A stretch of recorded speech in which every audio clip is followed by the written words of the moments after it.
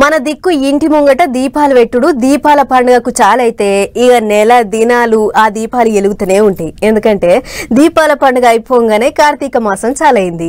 ఇప్పుడు ఏ గుడి కడ చూసినా కార్తీక దీపాల ఎలుగు కనిపిస్తుంది. శివయ్య దర్శనాలకు భక్తులు కిటకిటలాడుతుర్రు. పాన్రే మనం కూడా అట్లా పోయి దర్శనం చేసుకొని వద్దాం. దీపాల పండుగ అట్లా ఒడిసిందో లేదో కార్తీక మాసం పూజలు చాలా అయినాయి.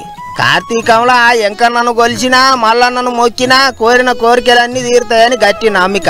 దీపం పెట్టి దేవుడా నువ్వే దిక్కంటే చాలు చల్లగా దీవిస్తారట దేవుళ్ళు. అందుకే ఏ గుడికాడ చూసినా భక్తులు కిటకిటలాడుతుండ్రు.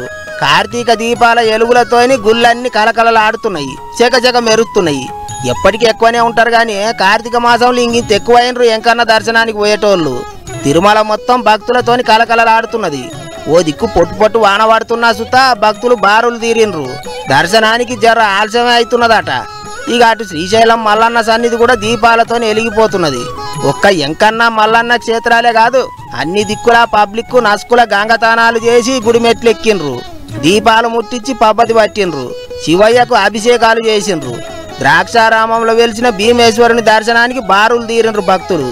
ఇక అన్ని దిక్కులేమో గానీ సరిగ్గా కార్తీక మాసంలోనే సర్కారోళ్ళు గుడిని ఎలుగుల చేసే పనులు చాలు చేసేటాలకు యములాడ రాజన్న భక్తులకు మనసు నెమ్మలం లేకుండా అయింది. ఇప్పుడు రాజన్న మొక్కులన్నీ భీమన్న గుళ్ళె చెల్లించుకోవాలని చెప్పేటాలకు కోడెలు పట్టుకొని భీమేశ్వరుని చుట్టే తిరుగుతాండ్రు భక్తులు.